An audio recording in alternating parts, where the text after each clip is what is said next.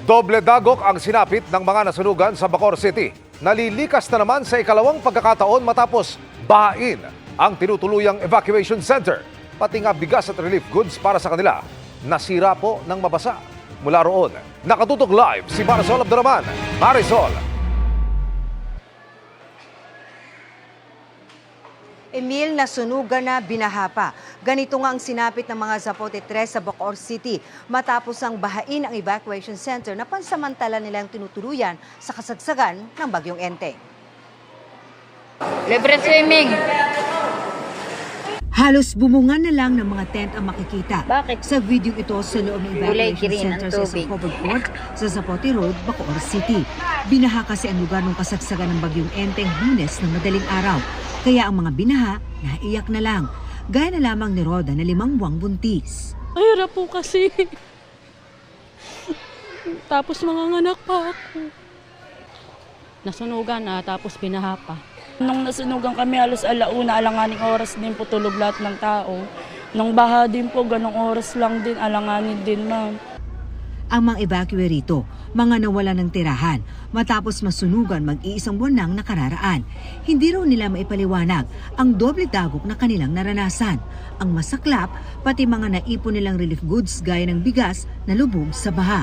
Ito nga po yung una kong inano, tapos nanginginig na siya. Parang kasi sa trauma nga po siya nasunog. Sobrang bilis po kasi ng tubig, kaya yung mga bigas po namin nasayang po talaga. Merong ilan, pinitbit pa rin ang mga nabasang bigas pero hindi na ito mapapakinabangan. Para po, kung pwede pa.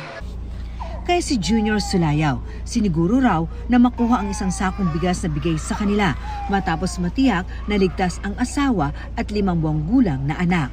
Nasa isip ko yung bigas mismo Ayun nga po, kailangan yun kasi pagkain po. Ayon sa lokal na pamahalaan, 600 na pamilya, una sa 2,000 individual na nasunugan ang kailangan muling ilikas sa panibagong evacuation center. Bukod pa ito sa mga residenteng kinailangan pang ilikas dahil binaha na umabot daw ng lampas bahay ang taas. Challenge ngayon, saan sila punta? Sa ibabaw ng mga bahay nila, sa kanilang bubong. Kaya yun ang medyo nahirapan tayo talagang. Wala daw pong early warning ang city? Wala naman po kasi talagang hindi po namin ma-expect po talaga kahit po kami nabigla.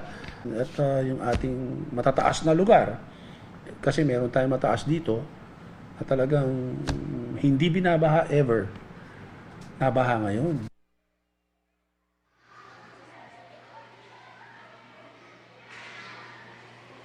Out of 47 barangay, 31 ang nalubog sa baha. Kaya Emil, alam mo, umabot sa 33 ang evacuation center ng lungsod. Bukod pa riyan, ang mga evacuation center ng mga nasunugan kung saan tayo naroon ngayon. Kaya patuloy na nanawagan ang mga evacuees, lalo't ilan sa kanila ay mga nagkakasakita. At syempre, ang kanilang dasal na sana magkaroon na sila ng permanenteng relokasyon. Emil. Maraming salamat, Marisol Abduraman.